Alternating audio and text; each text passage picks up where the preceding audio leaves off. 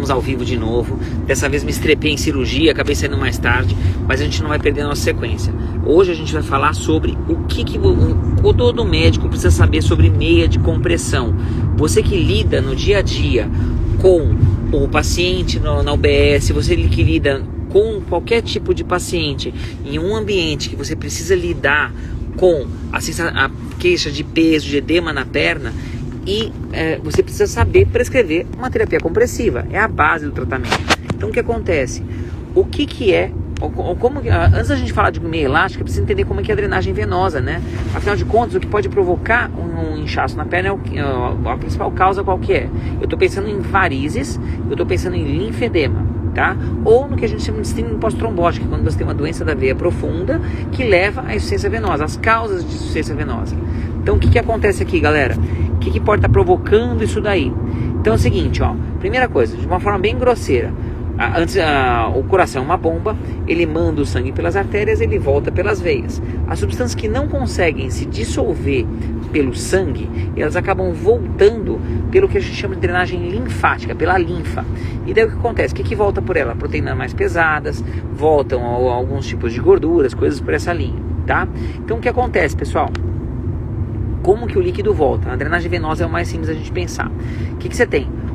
As veias, o sistema venoso profundo é o sistema mais importante. As veias têm válvula.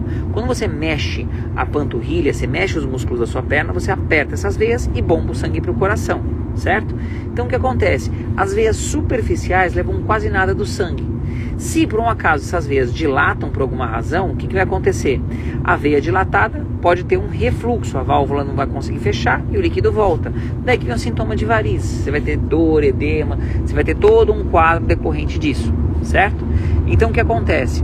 Quando você tem um quadro desse, você vai ter aquela sensação de insuficiência venosa. Se você tiver uma doença da veia profunda, o que acontece? A via principal, que é a via profunda, vai levar esse refluxo. Então você vai ter um sintoma muito mais importante de varizes de um lado só. Se você tiver, por exemplo, o que a gente chama de edema linfático, o que acontece? A linfa volta por capilaridade. É uma substância mais leitosa, mais espessa. Então dá um padrão de inchaço um pouco diferente.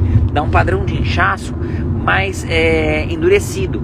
Daí que vem aquela coisa, aquele sinal de Stemmer, que é quando você tenta fazer a preguinha na base do segundo dedo e não consegue, tá? Então o que acontece?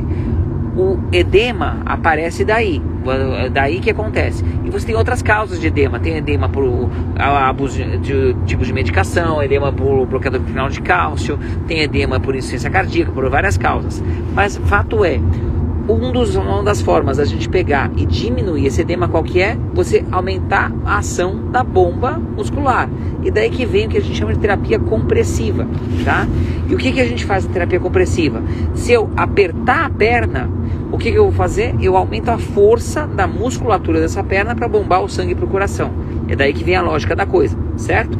E por quê? O que acontece é o seguinte: se eu pegar e eu comprimir por todos os lados, eu não estou apertando a superfície, eu estou apertando o centro.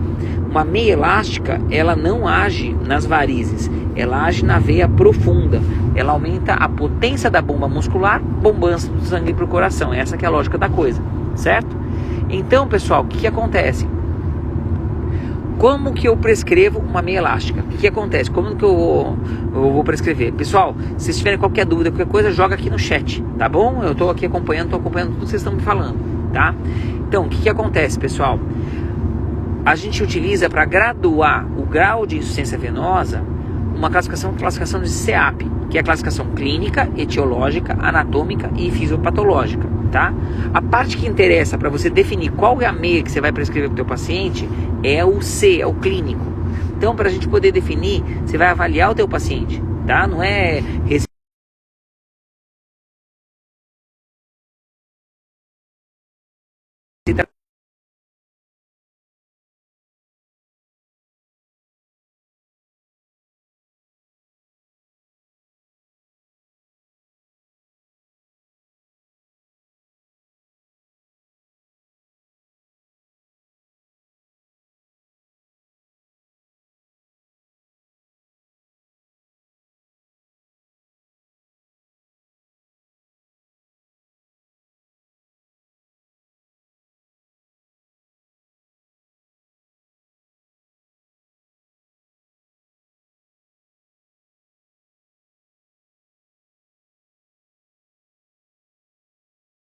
Voltei.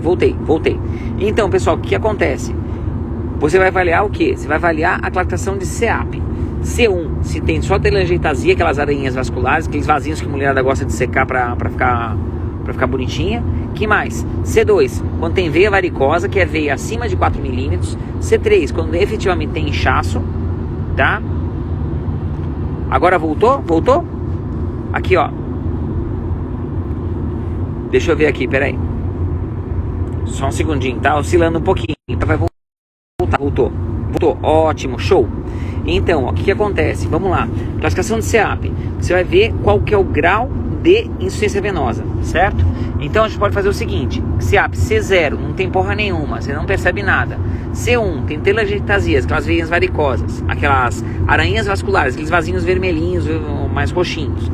C2, tem veias varicosas, que são aquelas veias acima de 4 milímetros. C3, tem edema. C4, quando você tem o edema mais crônico, o ferro do sangue pode impregnar na pele. Isso dá dermatite ocre, aquela pele mais pretinha de vovozinha. C5, uma ferida que cicatrizou. C6, uma ferida aberta. Dependendo do grau de insuficiência venosa, você vai pensar no que vai fazer, certo? Então, o que a gente vai fazer? Você tem 3 tipos de... tem compressões. Compressões elásticas, que eu tenho uma coisa que ativamente aperta a perna, que é uma meia elástica, e você tem compressão inelástica, que é o que a gente chama de bota de Unna, que são os curativos multicamadas, que eu fixo o volume da perna, e daí com base no volume fixando o volume da perna, o ato da perna mexer é que volta, tá? Então, o que acontece? Se eu pegar e tiver CEAP C0 ou C1, que só tem aquelas aranhinhas ou uma outra telangiectasia, o que eu faço? Eu posso lançar mão de uma meia elástica de baixa compressão, que é uma pressão entre 15 e 20 milímetros de mercúrio. Tem varizes só abaixo do joelho, meia 3/4. Tem varizes acima do joelho, meia 7/8. Tem varizes em raiz de coxa, vulva, vagina, coisa assim, que eu posso pensar meia calça, certo? CEAP C2, que são aquelas veias varicosas, as veias grandes, mas ainda sem tanto edema. Já tem nível de evidência para você usar meias 15 e 20, classe 1, meias 20 a 30 milímetros de mercúrio no tornozelo, certo? Isso é classe 2. Que mais? Se eu tiver já inchaço, que é a grande maioria dos pacientes que aparecem, aí a gente lança a mão da meia classe 2, a meia com padrão 15 a 20 milímetros de mercúrio, certo? É o que tem mais nível de evidência. Para paciente muito sintomático, existe nível de evidência para meias classe 3, tá? Que são meias classe 30 a 40 milímetros de mercúrio, tá? O que mais que a gente pode fazer? CEAP C4, quando já tem dermatite ocre. Esse cara vai ter mais benefício da meia 30 a 40, tá? Que é a meia de alta compressão. Mas existe um nível de evidência alto também para o classe 2, que é meia 20 a 30 milímetros de mercúrio. E a classe 5, que é quando já tem uma ferida cicatrizada, aí eu preciso de uma meia classe 4, aí não adianta, tá? Esse cara precisa de uma compressão mais intensa, tá? E o que acontece? O que é esse nível de compressão? Eu não consigo dar um valor exato da compressão da perna. Então o que eu faço? Eu vejo o intervalo da pressão. Então, o cara, quando vai prescrever a meia elástica, o que ele faz? Eu quero prescrever a pressão que ele dá no tornozelo. Essa que é a lógica. Então, eu comprimo o tornozelo e eu chego na pressão correta. Essa que é a lógica da coisa, certo? Uma meia de compressão chega em até 40 milímetros de mercúrio. Se eu pegar e eu precisar de uma compressão mais alta do que isso, eu vou precisar fazer uma compressão inelástica, que eu fixo o volume da perna e daí quando mexo a perna, eu vou apertar de uma forma mais intensa. Aí eu consigo chegar em até 70 milímetros de mercúrio, que é o que eu preciso para fechar uma safena, certo? E daí o que acontece? Quando o teu paciente tem mais dermatofibrose, perna mais endurecida, tem uma rigidez maior, eu consigo lançar mão do quê? Eu posso lançar mão de meias que tem tipos de costura mais rígidas. Existem meias convencionais, existem meias que tem o que a gente chama de malhas circulares, tá? Que são aquelas meias com um trançado que elas têm uma elasticidade menor, então ela tem uma complacência menor, ela diminui, ela estica menos.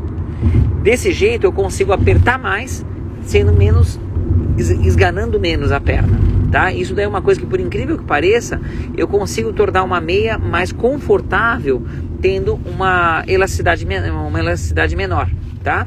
E existe o que a gente chama de malha plana. Malha plana é uma malha praticamente rígida, tá?